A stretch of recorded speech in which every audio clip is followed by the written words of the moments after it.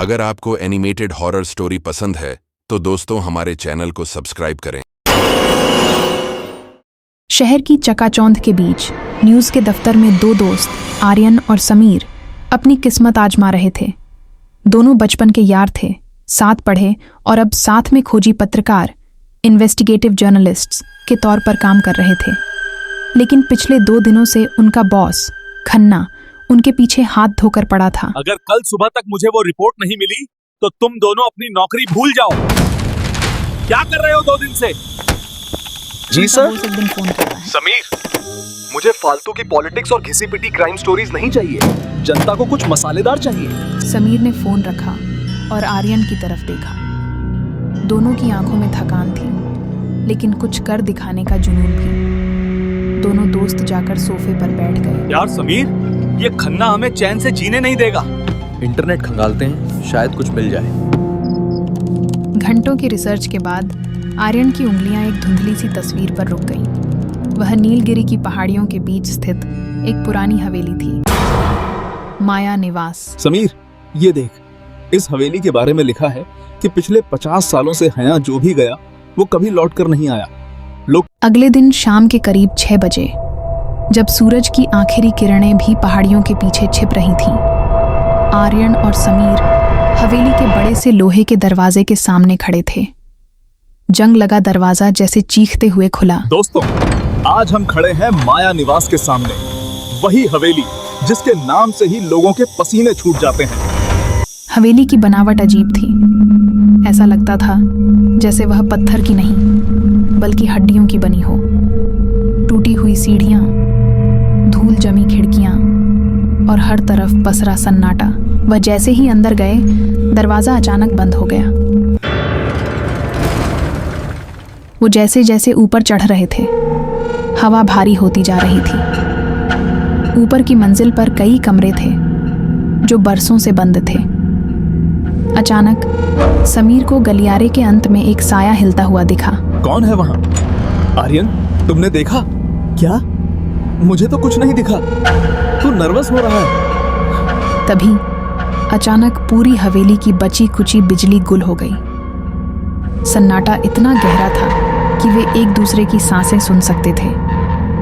तभी एक धीमी सी फुसफुसाहट गूंजी। तुम वापस क्यों आए? समीर, ये तूने सुना? हाँ, कोई रो रहा है शायद। वे भागने लगे, लेकिन सीढ़ियां जैसे खत्म ही नहीं हो रही थीं। वे जिस कमरे में घुसते, घूम फिर कर वापस उसी हॉल में आ जाते।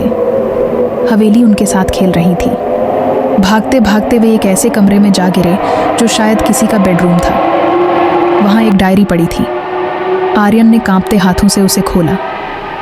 मैं यही रहूंगी, हर उस शख्स का इंतजार करते हुए जो मेरी शांति भंग करेगा।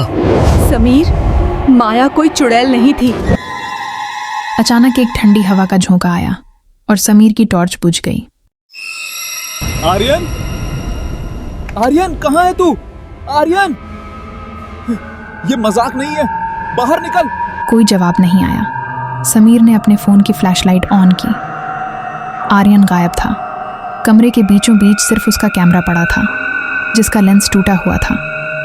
समीर पागलों की तरह भागने लगा। तभी उसका फोन बजा। स्क्रीन पर बॉस का नाम चमक रहा था। सर बचाइए, आर्यन गायब हो गया है। यहाँ कोई है, वो मुझे मार डालेगी। समीर, क्या बोल रहे हो? समीर ने देखा कि फोन की स्क्रीन पर बॉस की आवाज की जगह एक अजीब सी घुरघुराहट आ रही थी। और तभी आईने में उसने देखा कि आर्यन उसके पीछे खड़ा था, लेकिन आर्यन की आंखें भी अब काली हो चुकी थीं। Sameer, look, Maya is so beautiful.